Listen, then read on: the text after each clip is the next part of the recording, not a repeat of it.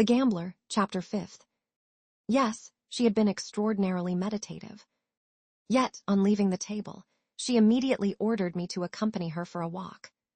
We took the children with us and set out for the fountain in the park.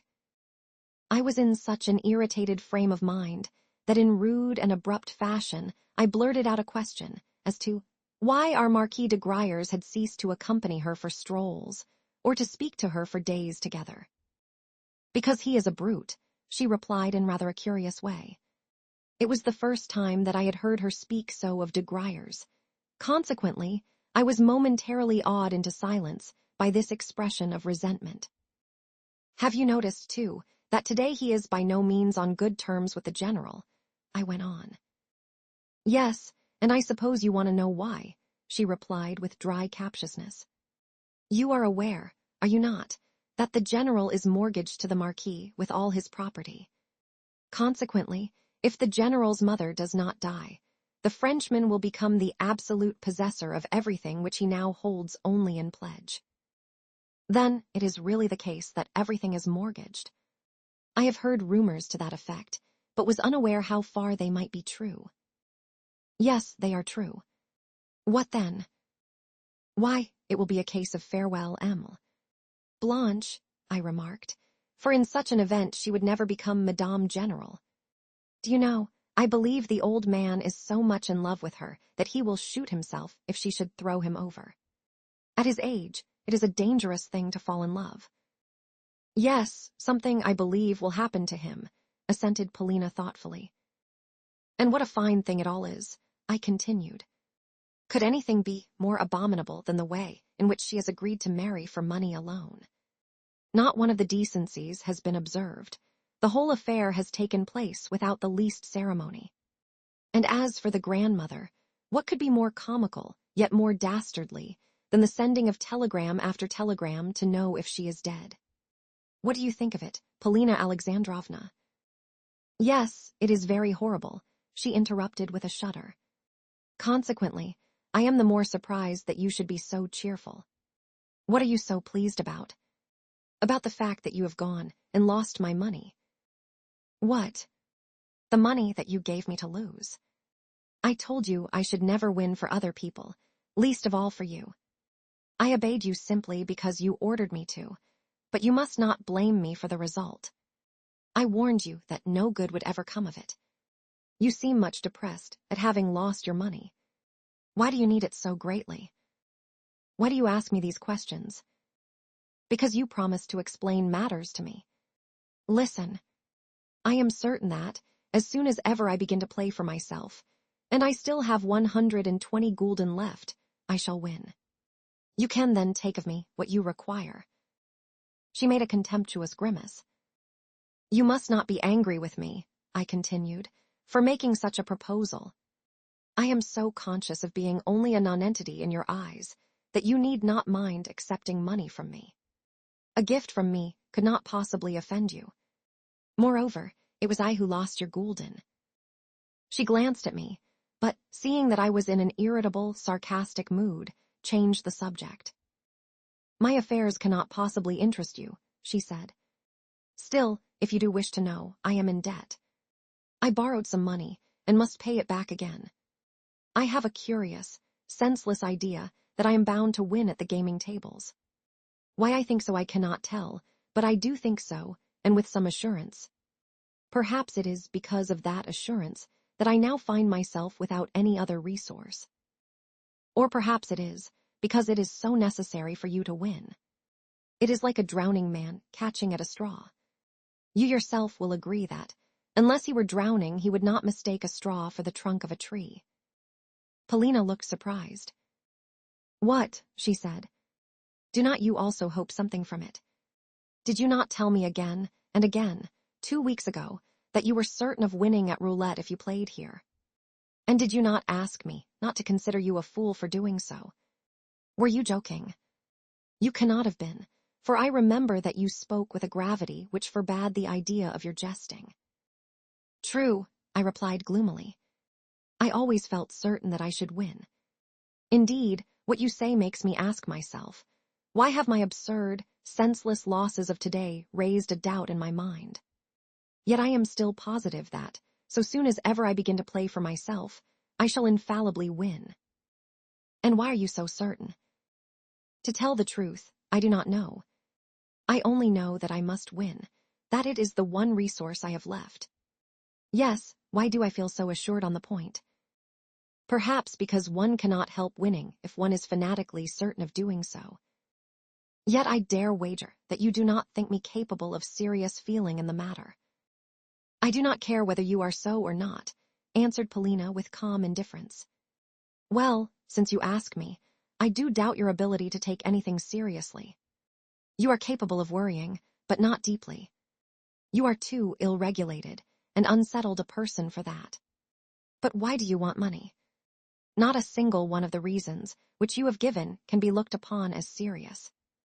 By the way, I interrupted, you say you want to pay off a debt. It must be a large one. Is it to the Frenchman? What do you mean by asking all these questions? You are very clever today. Surely you are not drunk. You know that you and I stand on no ceremony, and that sometimes I put to you very plain questions. I repeat that I am your slave, and slaves cannot be shamed or offended. You talk like a child. It is always possible to comport oneself with dignity. If one has a quarrel, it ought to elevate rather than to degrade one. A maxim straight from the copybook. Suppose I cannot comport myself with dignity. By that I mean that, though I am a man of self-respect, I am unable to carry off a situation properly. Do you know the reason? It is because we Russians are too richly and multifariously gifted to be able at once to find the proper mode of expression. It is all a question of mode. Most of us are so bounteously endowed with intellect as to require also a spice of genius to choose the right form of behavior. And genius is lacking in us for the reason that so little genius at all exists. It belongs only to the French, though a few other Europeans have elaborated their forms so well as to be able to figure with extreme dignity, and yet be wholly undignified persons. That is why, with us, the mode is so all-important. The Frenchman may receive an insult, a real, a venomous insult, yet he will not so much as frown. But a tweaking of the nose he cannot bear, for the reason that such an act is an infringement of the accepted, of the time-hallowed order of decorum. That is why our good ladies are so fond of Frenchmen. The Frenchman's manners, they say, are perfect. But in my opinion, there is no such thing as a Frenchman's manners. The Frenchman is only a bird, the cock galwa. At the same time, as I am not a woman, I do not properly understand the question. Cocks may be excellent birds. If I am wrong, you must stop me. You ought to stop and correct me more often when I am speaking to you, for I am too apt to say everything that is in my head. You see, I have lost my manners. I agree that I have none, nor yet any dignity. I will tell you why. I set no store upon such things. Everything in me has undergone a cheek. You know the reason. I have not a single human thought in my head. For a long while I have been ignorant of what is going on in the world, here or in Russia. I have been to Dresden, yet am completely in the dark as to what Dresden is like. You know the cause of my obsession. I have no hope now, and am a mere cipher in your eyes. Wherefore, I tell you outright that wherever I go I see only you. All the rest is a matter of indifference. Why or how I have come to love you I do not know. It may be that you are not altogether fair to look upon. Do you know, I am ignorant even as to what your face is like. In all probability, too, your heart is not comely, and it is possible that your mind is wholly ignoble. And because you do not believe in my nobility of soul, you think to purchase me with money, she said. When have I thought to do so, was my reply. You are losing the thread of the argument. If you do not wish to purchase me, at all events you wish to purchase my respect. Not at all. I have told you that I find it difficult to explain myself. You are hard upon me. Do not be angry at my chattering. You know why you ought not to be angry with me, that I am simply an imbecile. However, I do not mind if you are angry. Sitting in my room, I need but to think of you, to imagine to myself the rustle of your dress, and at once I fall almost to biting my hands. Why should you be angry with me? Because I call myself your slave. Revel, I pray you, in my slavery, revel in it. Do you know that sometimes I could kill you? Not because I do not love you or am jealous of you, but because I feel as though I could simply devour you. You are laughing. No, I am not, she retorted. But I order you, nevertheless, to be silent. She stopped, well nigh breathless with anger. God knows, she may not have been a beautiful woman, yet I loved to see her come to a halt like this, and was therefore the more fond of arousing her temper. Perhaps she divined this, and for that very reason gave way to rage. I said as much to her. What rubbish, she cried with a shudder. I do not care, I continued. Also, do you know that it is not safe for us to take walks together? Often I have a feeling that I should like to strike you, to disfigure you, to strangle you. Are you certain that it will never come to that? You are driving me to frenzy. Am I afraid of a scandal, or of your anger? Why should I fear your anger? I love without hope, and know that hereafter I shall love you 1,000 times more. If ever I should kill you, I should have to kill myself too. But I shall put off doing so as long as possible, for I wish to continue enjoying the unbearable pain which your coldness gives me. Do you know a very strange thing? It is that, with every day, my love for you increases, though that would seem to be almost an impossibility. Why should I not become a fatalist? Remember how, on the 3rd day that we ascended the Schlangenberg, I was moved to whisper in your ear, "Say but the word, and I will leap into the abyss." Had you said it, I should have leapt. Do you not believe me? What stupid rubbish, she cried. I care not whether it be wise or stupid, I cried in return. I only know that in your presence I must speak, speak, speak. Therefore, I am speaking. I lose all conceit when I am with you, and everything ceases to matter. Why should I have wanted you to leap from the Schlangenberg? She said dryly, and I think with willful offensiveness. That would have been of no use to me. Splendid, I shouted.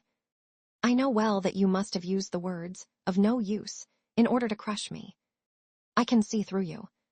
Of no use, did you say? Why, to give pleasure is always of use, and as for barbarous, unlimited power, even if it be only over a fly, why, it is a kind of luxury. Man is a despot by nature, and loves to torture. You, in particular, love to do so. I remember that, at this moment, she looked at me in a peculiar way. The fact is that my face must have been expressing all the maze of senseless, gross sensations which were seething within me. To this day I can remember, word for word, the conversation as I have written it down. My eyes were suffused with blood, and the foam had caked itself on my lips. Also, on my honor I swear that, had she bidden me cast myself from the summit of the Schlangenberg, I should have done it. Yes, had she bidden me in jest, or only in contempt and with a spit in my face, I should have cast myself down. Oh no. Why so? I believe you, she said, but in such a manner, in the manner of which, at times, she was a mistress, and with such a note of disdain and viperish arrogance in her tone, that God knows I could have killed her. Yes, at that moment she stood in peril. I had not lied to her about that. Surely you are not a coward, suddenly she asked me. I do not know, I replied. Perhaps I am, but I do not know. I have long given up thinking about such things. If I said to you, kill that man, would you kill him? Whom? Whomsoever I wish. The Frenchman. Do not ask me questions, return me answers. I repeat, whomsoever I wish. I desire to see if you were speaking seriously just now. She awaited my reply with such gravity and impatience that I found the situation unpleasant. Do you rather tell me, I said, what is going on here? Why do you seem half afraid of me? I can see for myself what is wrong. You are the stepdaughter of a ruined and insensate man who is smitten with love for this devil of a Blanche. And there is this Frenchman, too, with his mysterious influence over you. Yet you actually ask me such a question. If you do not tell me how things stand, I shall have to put in my oar and do something. Are you ashamed to be frank with me? Are you shy of me? I am not going to talk to you on that subject. I have asked you a question, and am waiting for an answer. Well then, I will kill whomsoever you wish, I said. But are you really going to bid me do such deeds? Why should you think that I am going to let you off? I shall bid you do it, or else renounce me. Could you ever do the latter? No, you know that you couldn't. You would first kill whom I had bidden you, and then kill me for having dared to send you away. Something seemed to strike upon my brain as I heard these words. Of course, at the time I took them half in jest and half as a challenge. Yet, she had spoken them with great seriousness. I felt thunderstruck that she should so express herself, that she should assert such a right over me, that she should assume such authority and say outright, "Either you kill whom I bid you, or I will have nothing more to do with you." Indeed, in what she had said there was something so cynical and... For how could she ever regard me as the same after the killing was done? This was more than slavery and abasement. It was sufficient to bring a man back to his right senses. Yet, despite the outrageous improbability of our conversation, my heart shook within me. Suddenly, she burst out laughing. We were seated on a bench near the spot where the children were playing, just opposite the point in the alleyway before the casino, where the carriages drew up in order to set down their occupants. "Do you see that fat Baroness?" she cried. "It is the Baroness Bermergelm. She arrived 3 days ago. Just look at her husband, that tall, wizened Prussian there with the stick in his hand. Do you remember how he stared at us the other day? Well, go to the Baroness, take off your hat to her, and say something in French." "Why?" "Because you have sworn that you would leap from the Schlangenberg for my sake, and that you would kill anyone whom I might bid you kill. Well, instead of such murders and tragedies, I wish only for a good laugh. Go without answering me, and let me see the Baron give you a sound thrashing with his stick. Then you throw me out a challenge. You think that I will not do it. Yes, I do challenge you. Go, for such is my will. Then I will go, however mad be your fancy. Only, look here, shall you not be doing the general a great disservice, as well as, through him, a great disservice to yourself? It is not about myself I am worrying. It is about you and the general. Why, for a mere fancy, should I go and insult a woman?" Then I can see that you are only a trifler," she said contemptuously. "Your eyes are swimming with blood, but only because you have drunk a little too much at luncheon. Do I not know that what I have asked you to do is foolish and wrong, and that the general will be angry about it? But I want to have a good laugh, all the same. I want that and nothing else. Why should you insult a woman, indeed? Well, you will be given a sound thrashing for so doing." I turned away and went silently to do her bidding. Of course the thing was folly, but I could not get out of it. I remember that, as I approached the Baroness, I felt as excited as a schoolboy. I was in a frenzy, as though I were drunk.